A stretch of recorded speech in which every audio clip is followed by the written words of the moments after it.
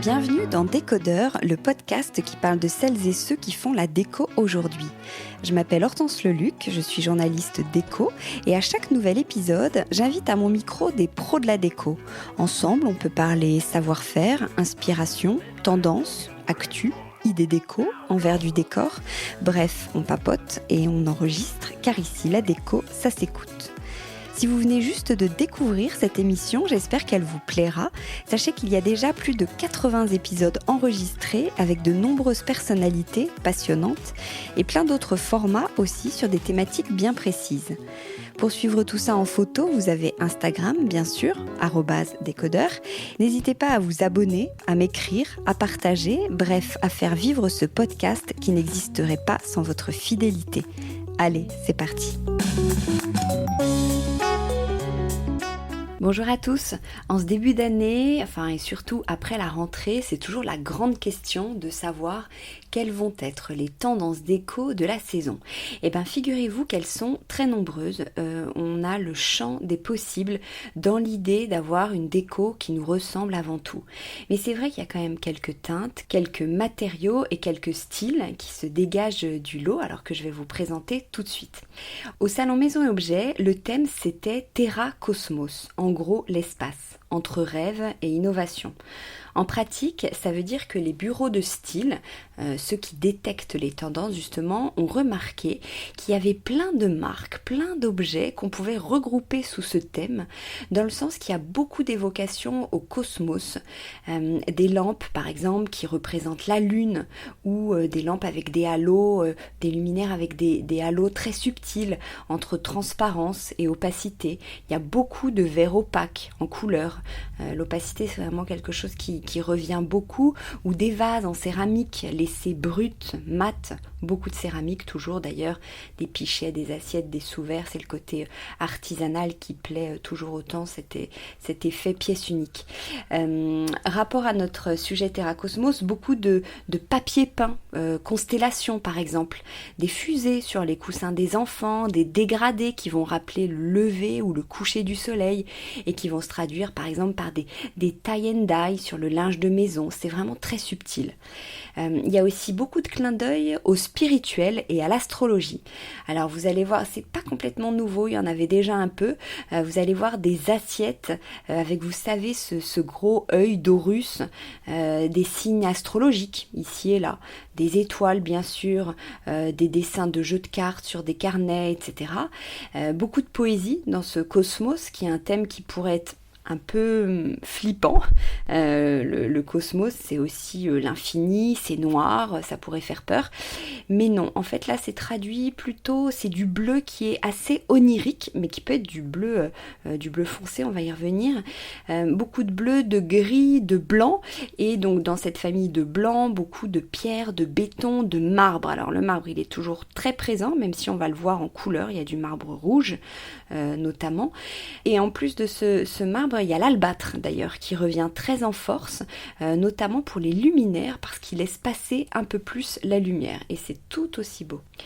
Les matières sur ce thème sont très minérales. Minéral, ça veut dire quoi ? Il y a beaucoup d'effets cristaux, de roches, comme des météorites qui auraient atterri dans le salon. Alors c'est un peu tiré par les cheveux, mais vous voyez l'idée.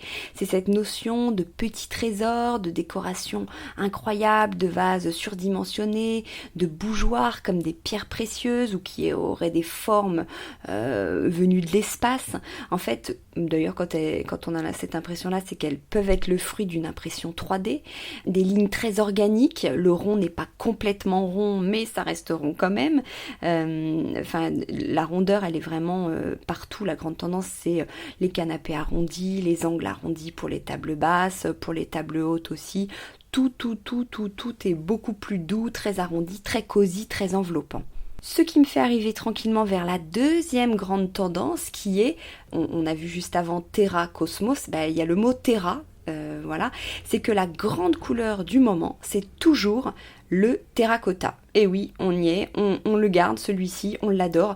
Toutes ces déclinaisons, bien sûr, ça va du pêche à l'orangé, en passant par cette teinte terre cuite qu'on voit partout et qui peut même être plus foncée, ça peut aller jusqu'à la terre battue, la brique. C'est une couleur qui va avec tout, qui elle aussi est très cosy, très douce, très réconfortante et qui peut avoir en même temps un côté très vitaminé, très actuel, très punchy.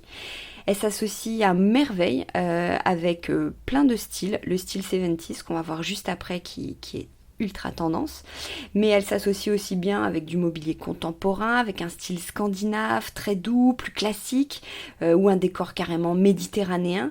Il joue en fait sur les effets matières, cette espèce de terre cuite dont je vous parlais, ça peut être de la terre cuite en vrai, ça peut être de l'argile, de la céramique, ou sinon ça peut être des teintes, ça peut être de la peinture terracotta.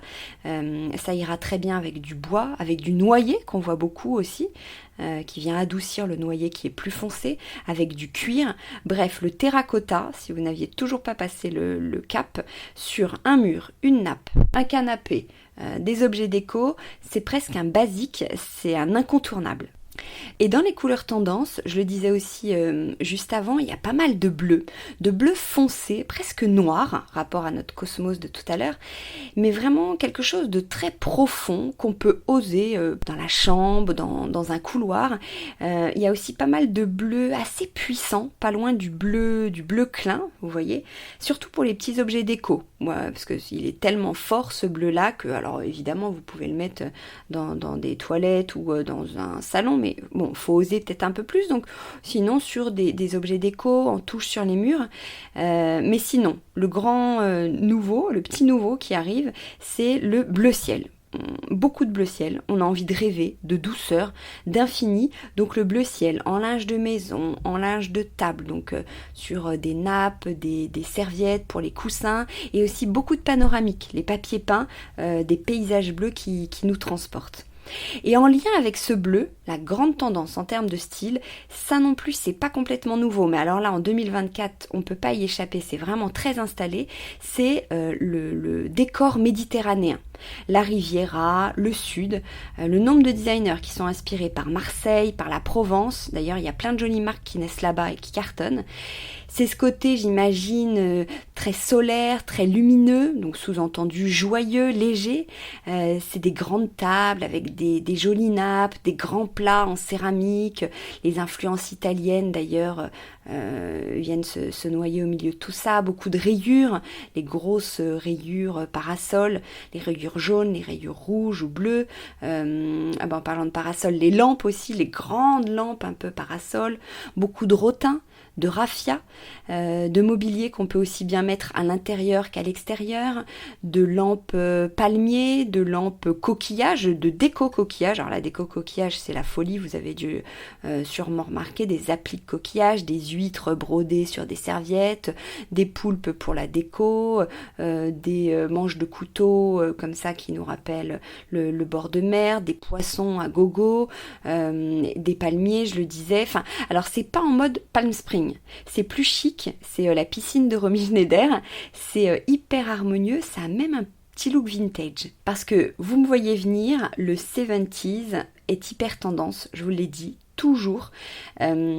Toujours parce qu'il est arrivé tranquillement il y a quelques mois, années, mais alors là il est toujours très installé. Il y a énormément de marques qui proposent des collections qui reprennent les codes des années 70, toutes ces teintes marron dont je vous parlais, qu'on retrouve sur les tissus, les rideaux, les nappes, les papiers peints, des motifs fleuris, un peu psychédéliques.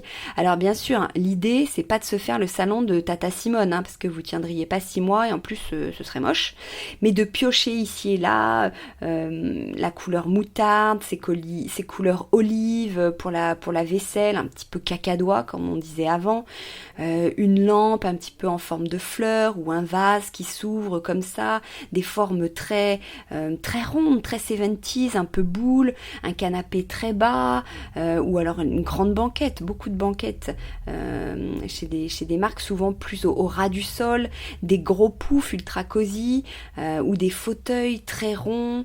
Qu'est-ce qu'il y aurait d'autre? Des tables basses en verre verres fumés ou des verres fumés tout court pour boire.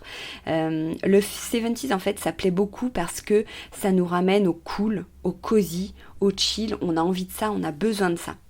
Après, ça peut être réveillé par des matériaux plus contemporains, comme par exemple l'acier. L'acier, c'est une autre tendance. Là, je vous en ai donné 2, 3, 4, alors c'est peut-être la 5e. L'acier, vous n'allez pas pouvoir y échapper. Alors, on s'y attendait pas forcément, on ne l'a pas vu venir, mais ça cartonne. Vous avez dû en voir peut-être dans les magazines déco ou déjà un peu dans les boutiques. Le métal chromé, brossé, oxydé, l'aluminium, l'inox, sous toutes ses formes, que ce soit un peu tranchant, brillant, poli, mat, miroir, beaucoup de finitions miroir, des tabourets miroirs, des vases miroirs. C'est un matériau qui n'est plus réservé au style industriel, mais qui se marie très bien avec les 70s justement. Il y a des banquettes en velours par exemple qui sont réveillées par des pieds en métal, des étagères profilées 100% métal, des bureaux avec les pieds en métal, beaucoup de chaises chinées un peu anciennes qui ont ce piétement tubulaire en métal, les plateaux en acier aussi sinon directement, des serre-livres, des appliques comme des bijoux. Ça peut avoir un côté en fait aussi très sophistiqué, assez audacieux. En fait, c'est la finition qui va définir le style, mais faut plus avoir peur de l'acier qui aurait pu faire un peu brut de décoffrage et qui en fait peut s'avérer très lumineux et surtout très contemporain. Grand mouvement aussi, carrément différent, qui tourne autour de la récup. Des meubles bien pensés, bien fabriqués, c'est-à-dire en France ou pas trop loin. Les marques sont vraiment de plus en plus nombreuses à faire attention, notamment toutes celles qui travaillent le bois par exemple. Chacune à son niveau source de mieux en mieux, ou en tout cas de plus en plus. Il y a beaucoup de meubles et d'objets en matériaux recyclables ou recyclés. Et il y a beaucoup de jeunes marques qui se lancent en étant 100% éco-responsables.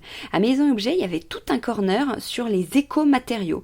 Des startups qui lancent des plateaux de table ou des plans de cuisine à base de coquillages, des objets déco à partir de déchets ou de pelures de pommes, beaucoup de fauteuils, de tabourets, de rangements en plastique recyclés, ou aussi bien sûr des revêtements issus de l'upcycling, des chutes de tissus récupérées et qui sont réutilisées. Bref, les lignes, c'est pas encore nickel partout, il y a même des marques qui font peur, mais il y en a aussi beaucoup qui sont en train de faire bouger les lignes. Voilà les grandes tendances, mais encore une fois, il y en a plein d'autres. Il y a toujours, j'aurais pu vous parler de cette inspiration très mexicaine, hyper colorée, joyeuse, chatoyante. Il y a l'inspiration cottage qui est toujours très présente, cet esprit maison de campagne à l'anglaise avec beaucoup de petites fleurs, de Vichy, d'abat-jour plissés. Et il y a une tendance aussi, alors c'est pas une tendance, c'est qu'en fait le détail est tendance. On soigne ce qu'on pensait qui ne se voyait pas, mais qui fait pourtant toute la différence. Les poignées des placards par exemple, les interrupteurs. Il y a une offre qui est dingue sur les interrupteurs pour changer de l'interrupteur classique. On fait attention aux finitions des serviettes de bain, les pieds des fauteuils, toutes les broderies autour des coussins. On utilise des petits porte-couteaux, on choisit des jolis rangements pour les enfants. Il y a plein de volutes ici et là qui sont sur les meubles. Ici et là, je crois que je l'ai dit 50 fois dans ma petite chronique. Mais en gros, on n'est pas obligé de chercher une déco waouh. Mais ça peut être une déco, alors bijoux entre gros guillemets, une déco soignée. La déco, c'est pas forcément changer son canapé. C'est aussi plein de petites choses qui nous ressemblent ou qu'on a envie de s'offrir pour être dans la tendance, justement. Voilà, la boucle est bouclée, tendance. J'espère que cet épisode vous a plu. Si c'est le cas, n'hésitez pas à l'envoyer à quelqu'un qui pourrait être intéressé ou à le partager. Merci beaucoup en tout cas pour votre écoute et à bientôt. Bye bye.